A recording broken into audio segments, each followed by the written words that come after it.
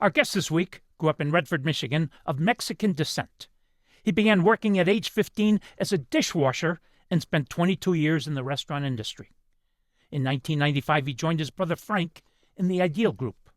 Today, he's the CEO of the Ideal Group, which consists of 6 separate business units, from design build work to supply chain solutions. It's one of the largest Hispanic-owned companies in America, and has been awarded the General Motors Supplier of the Year 23 times. His name, Loren Venegas. And I'm Jack Krasula, and this is Anything is Possible on 760 WJR.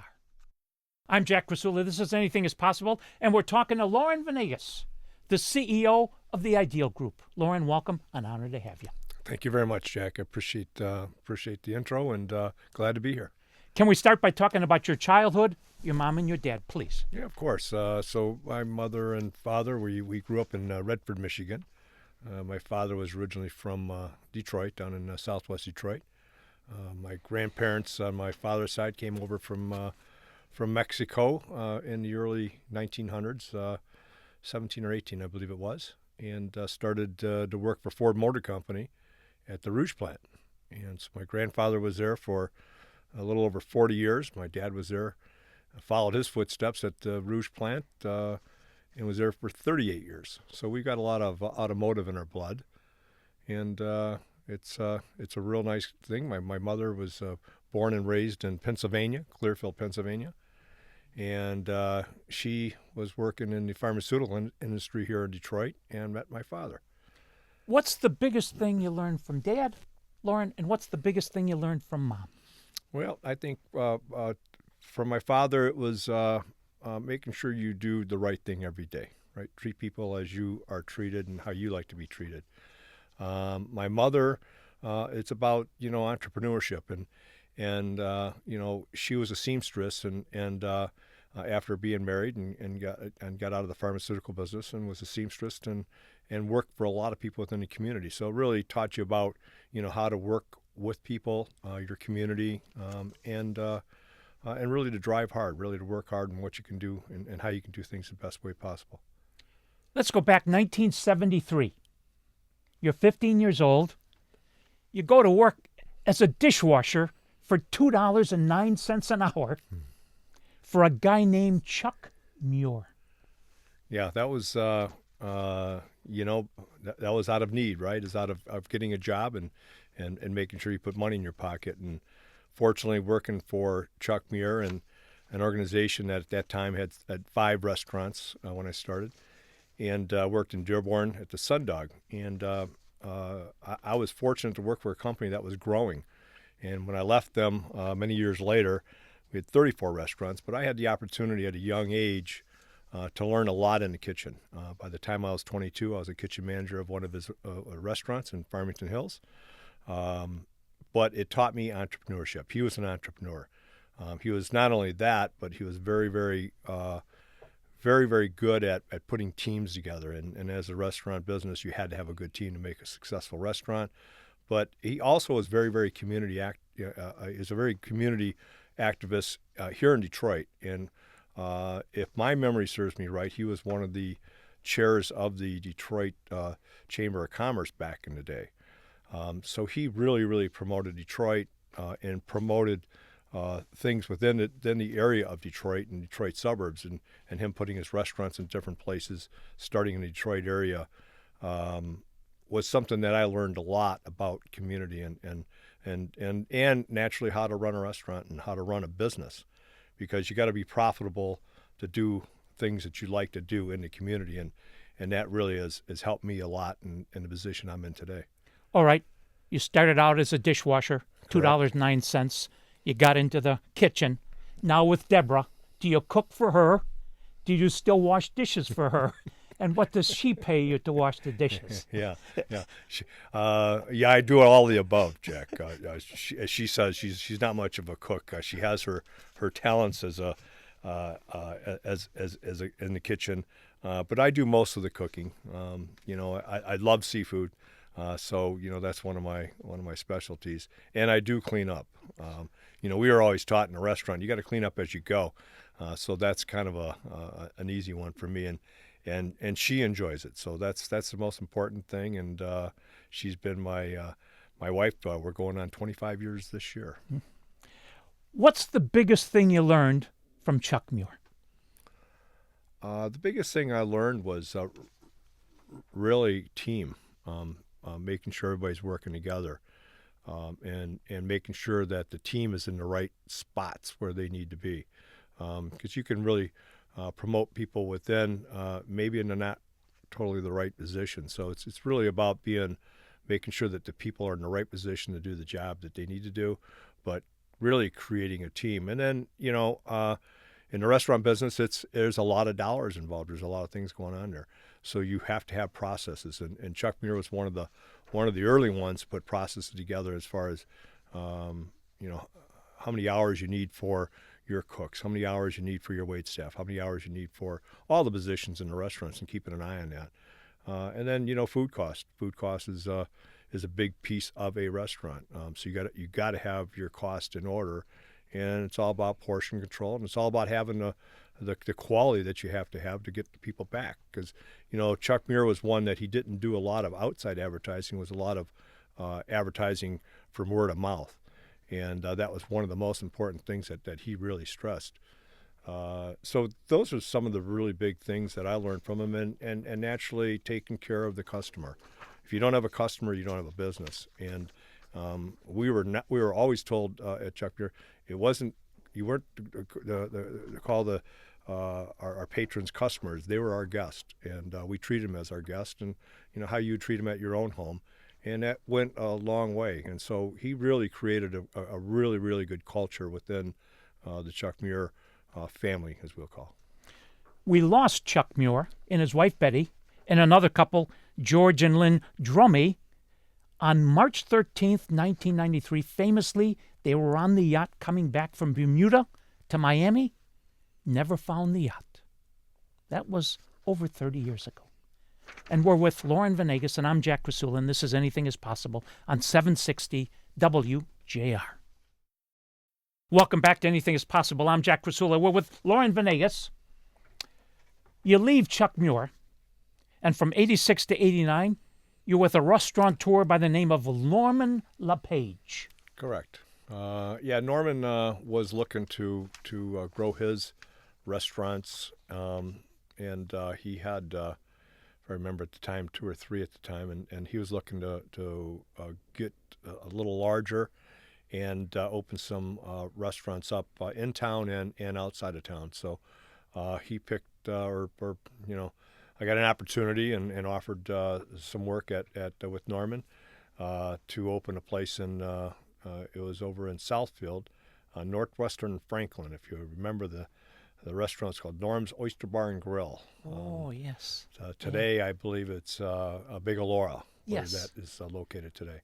But it became El Posto for a while with that's Johnny. Correct. Remember? El Posto, correct. Yeah. But you guys had the Big Rock at Eaton and Maple in Birmingham. Yep, it was the Big Rock, and I got a chance to get over there. And my job was to again take my experience from Chuck Muir and to help Norm, organize the restaurants and get ready and hire people to open some new ones. And so it was a wonderful opportunity as well. All right. You spent 23 years, Loren, working in the restaurant and food services sectors. What did that teach you about running the Ideal Group? Yeah, so go back to the organizational skills that you have to have in the restaurant business, and again, there's creating a team, right? Making sure the team's all working together, and systems, cost, and making sure that you're treating your guest, your customers properly. And so that really taught me a tremendous amount of that, because I got working for Frank initially in the Ideal Shield business. It was a brand new product. It was out for about a year and a half, and it had the opportunity to go everywhere in the United States, and so that was a great opportunity for me to get involved with that. You mentioned Frank. Correct. He's known as the Padrino, which is Godfather in Spanish. He's also the Man of Steel in Southwest Detroit, and most famously, he's your brother. Yeah. Tell us about Frank Venegas. Yeah, great. Well, so Frank's always been an entrepreneur all of his life, right? He's always been digging into different things. It's a great story how he started Ideal. It was in 1979. He was in Livingston County working for another steel company, and he was 24, 25 years old. Got an opportunity to go to a Livingston County dinner. It's $150 a ticket. His boss didn't want to pick up the $150, so he says, "I'm going to do it." At the end of the night, they danced, they sang, and the first prize was a 1979 Cadillac Coupe de Ville d'Elegance. And he ended up walking away with that night, actually driving away with that night. So he won the Cadillac. 2.5 weeks later, he sold it for $12,000, took the savings that he had in the bank, and started Ideal Steel. He originally started out in the Livingston County area, and today our headquarters is in Southwest Detroit. But Frank is a visionary. He has a heart of gold. He has one of the biggest hearts that I know, and he's a very giving guy, and has a lot of thoughts on where and how things can get better for everybody. All right. In 1995, you leave the restaurant food services industry after almost a quarter of a century, and you join your brother at the Ideal Group. Why? Well, like I said, it was a brand new company he was starting, a brand new product. Actually, the company wasn't started; it was a division of Ideal Steel, and it was a craziest product in the world. It was a plastic sleeve that goes over bumper posts or bollards, that some people will say. And my best way to explain it is you see them at a bank, you see them at a drive-through a restaurant, you see them at the Costco's, and he came up with the idea to put them over those posts instead of painting them. And I thought it was the craziest idea in the world, but I would talk to him while I was in Indianapolis working in the food business, and he goes, "Wow, you're looking at all this stuff." He goes, "Why don't you go give it a shot?" And so I really thought it was a super clever product. There was a guardrail product along with that was an industrial guardrail that for the automotive. So I took the opportunity and went after it. I just thought it was a really cool product. I thought there was a tremendous amount of opportunity to the product, and I said I'd give it a go. And so I was one of the first guys that him and another fella had been pounding the street along with running the Ideal Steel Company. And that gave me some inspiration of really taking it out there all around the country and really getting it exposed. And today, this product is now about 17. We have about 17 products in the company of Ideal Shield, and we're really doing a great job protecting people. We've really stepped it up into building protection, government protection. A lot of different higher education and education buildings, because as we know that there's a lot of people out there running into buildings, whether it's by accident or on purpose, and we've got to protect that. All right, the Ideal Shield. Correct. 30 years ago. Okay? What do you sell, like 100 a day?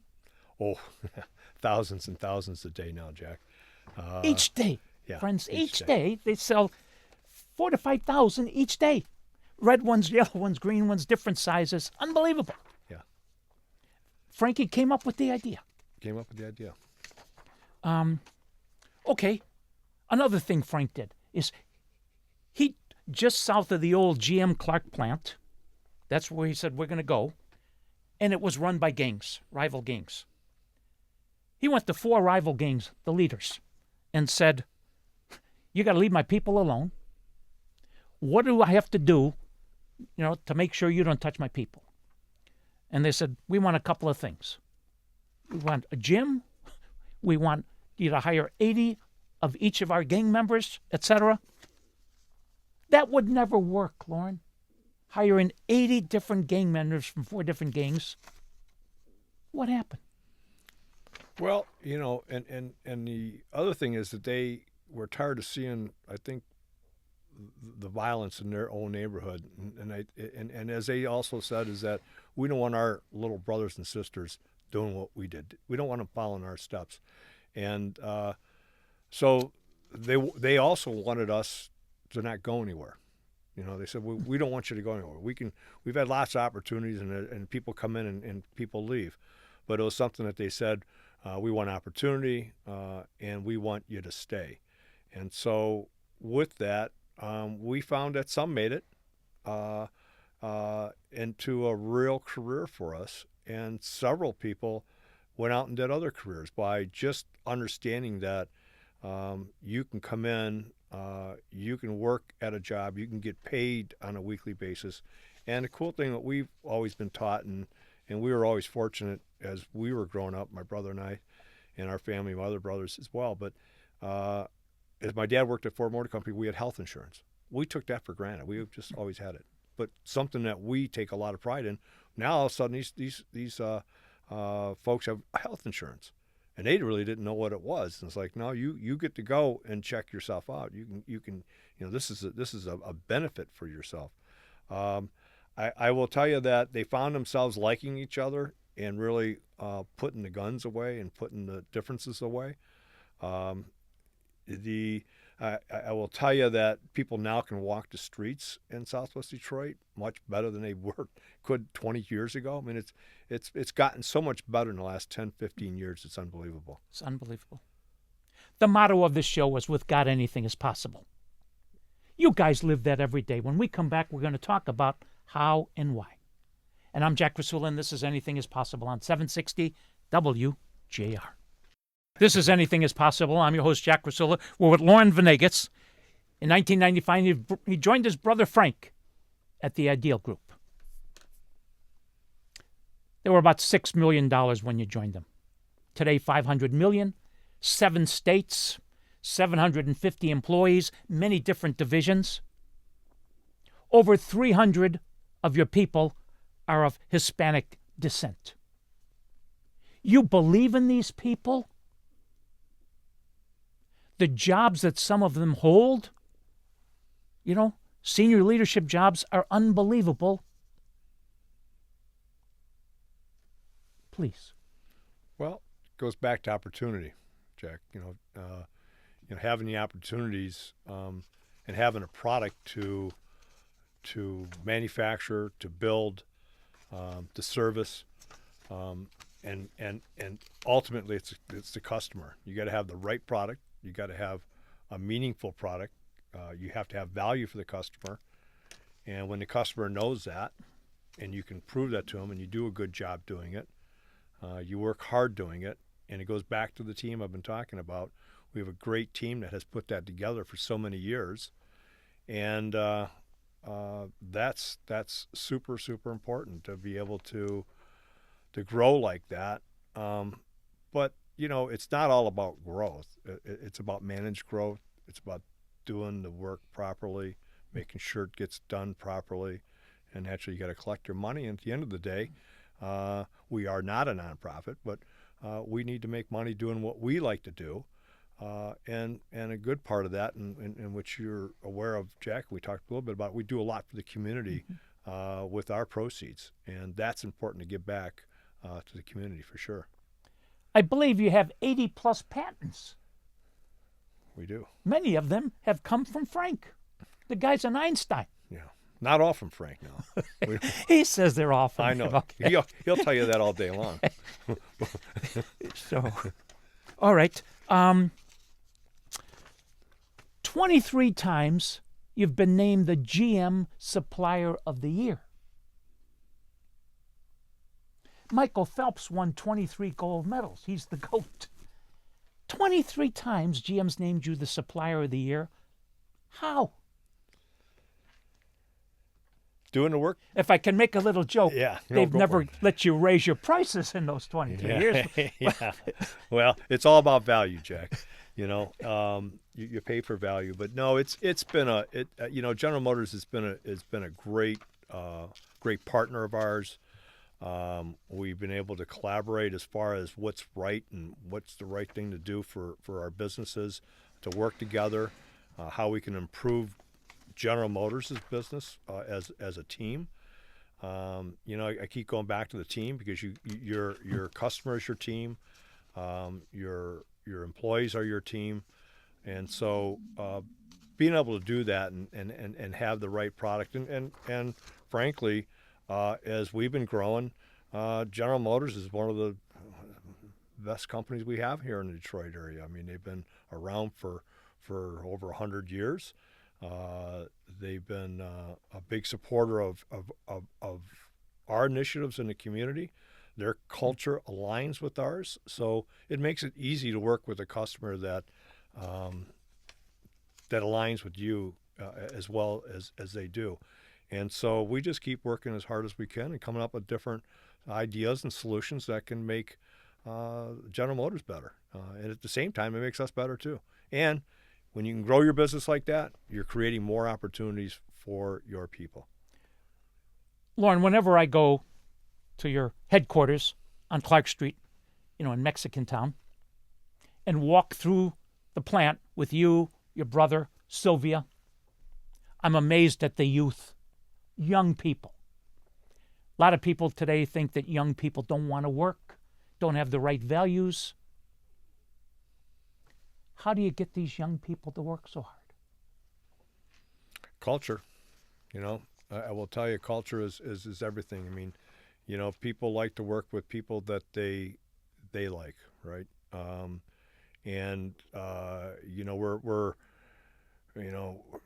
We don't go around saying we're the owners of the company. We are part of the team.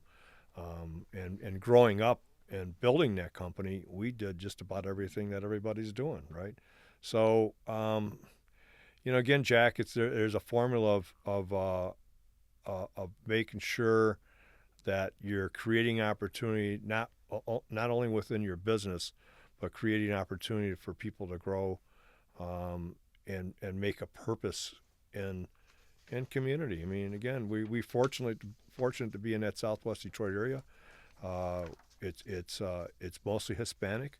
We're Hispanic, and it gives us an opportunity to do stuff not only within our company and providing to our customers, but it's our park, it's our garden, and other things that we can help out in mentoring smaller businesses within our community to help them grow. It's the Ideal Group. www.weareideal.com. Correct. www.weareideal.com. You've been there for 30 years. You've watched the thing grow from 6 million to over 500 million. What's amazed you the most, Loren, in these 30 years? Well, that's a big question, Jack. I guess, after 30 years now, we've been watching people retire. And I guess that's kind of really, really cool to have people work with us for so many years and see them retire. And often running with their retirement, they've enjoyed their career with us. And that's really, really humbling and really nice to see. And the other thing we do too is we have our 5-year and 10-year and 15-year and 20-year anniversaries, and we make that, and that's super important. It's super important to the individual, and so we do something special for those anniversaries. All right, let's change subject. Let's talk about Michelle, your 36-year-old daughter, please. So my daughter Michelle, a little over 9 years ago, she got a rare disease, and it was the good pastures disease. And she was young and really very, very vibrant. And she sits about 4'7", and she's about 110 pounds. And she got this disease, and it took her kidneys out. It not only took one, but it took both of them out. Very, very sudden, very quickly. Actually, she thought she had the flu, and it went on a little over a week. She went to the hospital. She was living in Tampa, and fortunately for the doctor that was there, the nephrologist that they checked her out, they found out that was that disease. So it was really unfortunate, and so she had to go on dialysis for just about 3 years, 2.5 years. And they had to get the disease out to get a new, before they could get an opportunity to put a new kidney in. Crazy enough, my wife, as I said before, I've been married for 25 years. I got 3 stepchildren. My oldest stepchild, Justin, had a match. We all got ourselves checked, and he was about a 97% match. So he gave a kidney up to my daughter. And that was one of the greatest days of our lives, right? And you've since been board member, Kidney Foundation of Michigan, currently the secretary. Tell us about Kidney Foundation of Michigan. Yeah. So the Kidney Foundation of Michigan, they're based out of Ann Arbor, Michigan. Our mission is to help prevent kidney disease any way we possibly can.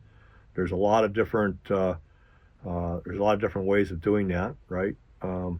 We find that the teaching part of it is probably an area where we want to continue to help in all parts of Michigan. There's about 1 in 7 people in Michigan that have kidney disease, and most don't know it. There's more than 16,000 people on dialysis in Michigan today, about 2,000 people looking for a transplant. It's something that I got involved in really to learn more about why and what the kidneys and why they fail. There's diabetes, there's hypertension, there's your diet itself, naturally. So the Kidney Foundation has really helped me educate myself more and more about what kidney disease does. If you want to learn more, www.nkfm.org. nkfm.org. Southwest Detroit, the community is really a mission for you and Frank and your entire team. When we come back, we're going to talk about that ministry that you do for Mexican Village. And I'm Jack Krasula, and this is Anything is Possible on 760 WJR. I'm Jack Krasula. This is Anything is Possible. We're talking to Loren Venegas, the CEO of the Ideal Group. Okay, Southwest Detroit. Hispanic community, 120,000 people. Starts at Michigan Avenue, Dearborn, to the train station. You, Frank, your entire team, angels. First, Cristo Rey High School. Cristo Rey High School was it's a gem in the community. It's a high school that, as they say, it's a school that goes to work, right? And the kids actually go to a place of business once a week and twice a month. Instead of paying the children, we put the money, and the money goes towards the school. It's funded by about 65% of businesses. I mean, there's from General Motors to major hospitals, University of Michigan, many large businesses. Law firms, accounting firms. And I will tell you, it's a wonderful school. It gives the kids the opportunity to go and see what opportunities are there out for them. And it's 100% graduation rate for the last since we formed the school 14 years ago. And many of the kids have gone to the military and/or Dartmouth, et cetera, et cetera, et cetera. Amazing. Correct. And you employ, I think, hundreds of them that graduated from there. We do. So, okay, Sister Kateri, Holy Redeemer Elementary School. Yeah, she's a wonderful lady that's really takes hold of that school. I will tell you that is Frank's dearest. You got to start them young to really get their minds right and to get them into education. And the feeder school is Cristo Rey. It's just a perfect opportunity because it's right on the premises of Junction and Verner, and the school is teaching medical classes at an early age. There's a medical room there. They're getting into robotics there. They're getting into early learning of many different things. So, it's really paying attention to the kids. Something we've been able to do is because we are in the construction business, we're able to really help with the school and make it a school that the bathrooms are working properly, the school's air conditioned, the floors are redone. So it gives them an environment that they can respect, along with great learning from that school. All right, let's go back to 2014, 10 years ago. And you guys start the DHDC Clubhouse. Yeah. Please. Yeah, Frank was the grandfather of that. I think they call him the grandfather, the grandpoopa. But he was one, along with Angie Reyes, who, and some others naturally as well, really had a vision there to bring people off the streets and do teaching. And they do many different skills of training there. But one of them is for the kids in the community's Robotics Engineering Center of Detroit. And it's going to have its 10th anniversary, and we're going to have a celebration on January 17th from 6 to 8. And it's going to be at the location on Trumbull. So if you can make it, we'd love to have you.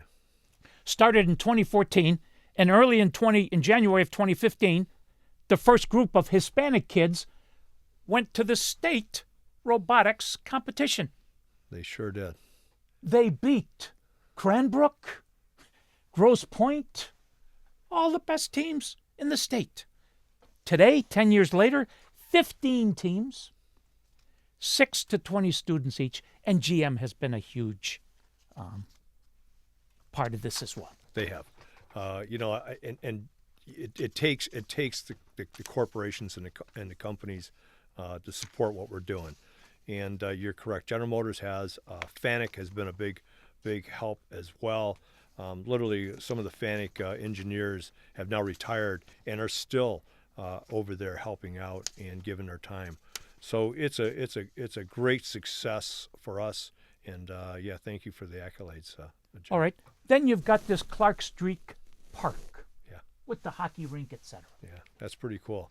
That was a park that when we got there, when we opened our headquarters up down there, it was a really rough park. There was a lot of work needed to be done there, and but nobody gave up. The community didn't give up. And I guess it was 4 or 5 years ago, my nephew Jesse Venegas was on a mission to help the park as well. He's a hockey player, so he's done fundraising tournaments there for several years. And but one of the big things he saw there was no lights. There was no walking lights there. He got DTE, Wayne County, the state of Michigan, Ideal, and some of our partners at Ideal, some of our subcontractors to help out. And now there is a walking lights there, that park lights that most parks you wouldn't have any problem them being there. But here they weren't there for so many years, and now they're there today. If the truth be known, and you guys don't want to say this, but you, Frank, the entire team, have donated millions of dollars to make that Southwest community fantastic. One more. The Cadillac Urban Garden. Yeah, so it was a pretty large piece of property that we had fenced in, and we got containers from General Motors that they were scrapping, and we made raised garden beds. And we now have about 150 raised garden beds yearly there. And the community, it serves the community. And the community's there to pick their vegetables, their peppers. We introduced them to many other vegetables, including eggplant, which was kind of strange, but they love it. And it's been a real success. And we get volunteers from all over the state to help out with the process of our gardening and our employees, and it's been a wonderful gig. Loren, thanks for coming. I don't know if you've ever been referred to as this, but you and Frank are angels for the Hispanic community. Keep up the great work. Thank you, Jack. Please join us next week. Until then, I'm Jack Krasula. Thanks for listening, and make it a great week, because with God, anything is possible. Spohom.